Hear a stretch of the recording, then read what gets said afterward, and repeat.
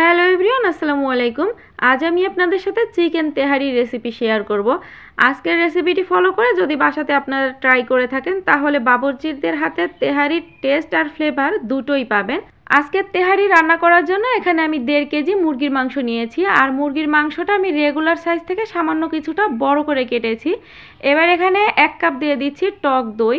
দেন টক দইটা এই চিকেনের সাথে খুব ভালো করে মেখে নিচ্ছি। এবার এই মুরগির মাংসটা 30 মিনিটের জন্য ঢাকনা দিয়ে ঢেকে রেস্টে রেখে দিব। এবার একটা প্যানে 1 কাপ নিয়ে নিচ্ছি সরিষার তেল। তেহারির অরিজিনাল ফ্লেভার যদি পেতে চান তাহলে অবশ্যই সরিষার তেলটাই ব্যবহার করতে হবে। মাঝারি সাইজের 3 টুকরো দারুচিনি, হাফ চা চামচ লং আর 10টা নিয়েছি এলাচ, আর এলাচের মুখগুলো এভাবে ফাটিয়ে দিয়েছি। এবার এই মশলাগুলো তেলের মধ্যে দিয়ে দিচ্ছি। এখানে 1 চা চামচ নিয়েছি কালো গোলমরিচ, আর 5 থেকে 6টা তেজপাতা মাঝখান থেকে একটু কেটে দিয়ে দিচ্ছি। এবার এই মশলাগুলো অল্প আঁচে একটুখানি ভেজে নিতে হবে সুন্দর একটা সুরভি ছড়ানো পর্যন্ত। দেন এখানে 1.5 কাপ দিয়ে দিচ্ছি পেঁয়াজ কুচি আর স্বাদ মতো দিয়ে দিচ্ছি লবণ। এবার এই পেঁয়াজটা খুব ভালো করে ভেজে নিব সুন্দর একটা সোনালি কালার আসা পর্যন্ত। এখানে 3 চা চামচ দিয়ে দিচ্ছি রসুন বাটা, 1 চা চামচ দিচ্ছি আদা বাটা। এবার এই আদা রসুনটা ভেজে নেব কাঁচা স্মেলটা চলে যাওয়া পর্যন্ত। তো আদা রসুনটা ভাজা হয়ে গিয়েছে। এবারে আগে থেকে টক দই দিয়ে মেখে রাখা সেই মুরগির মাংসটা দিয়ে দিলাম। ঝাল হওয়ার জন্য এখানে বেশ কতগুলো কাঁচামরিচ মাঝখান থেকে একটু ভেঙে দিয়ে দিচ্ছি। আর এই রেসিপিতে কোনোভাবেই শুকনো মরিচের গুঁড়ো দেওয়া যাবে না। আর আপনারা কে কেমন ঝাল পছন্দ করেন সেটা বুঝে ঝালটা এখানে অ্যাড করবেন। ছোট সাইজের 5টা আলু মাঝখান থেকে কেটে দিয়ে দিয়েছি। দেন 2 চা চামচ জিরার গুঁড়া, 2 চা চামচ ধনিয়া গুঁড়া আর 1 চা চামচ দিয়ে দিচ্ছি আমার হোমমেড গরম মশলার গুঁড়া। এবারে সব কিছু খুব ভালো করে নেড়েচেড়ে একটুখানি মিশিয়ে নিচ্ছি। দেন এখানে 1 চা চামচ দিয়ে দিচ্ছি জয়ফল জয়ত্রী বাটা। এবার এই মশলাগুলো খুব ভালো করে নেড়েচেড়ে মিশিয়ে নিয়ে এই চিকেনটা আলুর সাথে ভালো করে কষিয়ে নিতে হবে। এখানে আমি কোনো রকম পানি ব্যবহার করিনি। এই চিকেন থেকেই অলমোস্ট অনেকখানি পানি বের হয়েছে। এই পানিতেই এই চিকেনটা পুরোপুরি রান্না করে নিব।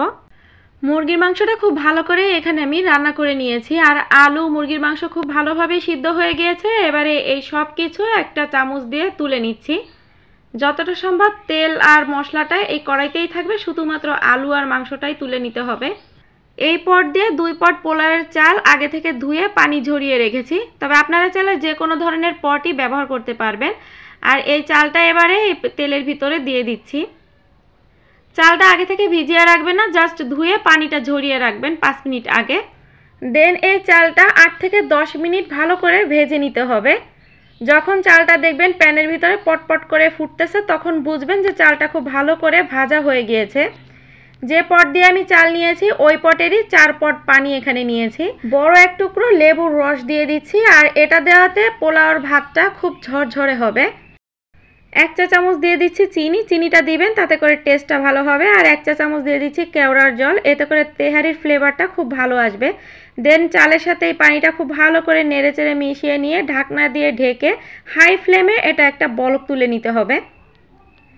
যখন এর ভিতরে একটা বলক চলে আসবে তখন ঢাকনাটা তুলে একবার একটু নেড়েচেড়ে মিশিয়ে নিয়ে চুলার আঁচটা মিডিয়াম লোয়ের মাঝামাঝি রেখে এবারে ঢাকনা দিয়ে ঢেকে দিচ্ছি।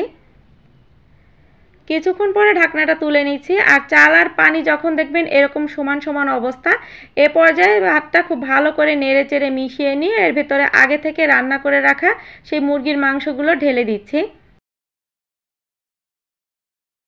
এবারে বেশ কতগুলো কাঁচামরিচ দিয়ে দিচ্ছি, এতে করে সুন্দর ফ্লেভার ছড়াবে। ঢাকনা দিয়ে ঢেকে দিচ্ছি। আর চুলার আঁচটা একেবারে লোতে রেখে মোটা তলা বিশিষ্ট একটা তাওয়া বসিয়ে দিচ্ছি। দেন এর উপরে হাঁড়িটা বসিয়ে দিয়ে 30 মিনিটের জন্য দমে রেখে দিব। তবে এই 30 মিনিটের মাঝে মাঝে এই চালটা উল্টে পাল্টে নেড়েচেড়ে মিশিয়ে দিতে হবে, তাতে করে উপরের ভাতগুলো নিচে আর নিচের ভাতগুলো উপরে চলে আসবে। তেহারিটা কতটা ঝরঝরে আর পারফেক্ট হয়েছে সেটা দেখেই হয়তো আপনারা বুঝতে পেরেছেন। আর এটা আরও কিছুটা ঠান্ডা হলে আরও বেশি ঝরঝরা হবে। তো আশা করি আমার আজকের এই চিকেন তেহারি রেসিপিটি আপনাদের কাছে ভালো লেগেছে। যদি ভালো লেগে থাকে তাহলে প্লিজ লাইক কমেন্ট শেয়ার করতে ভুলবেন না।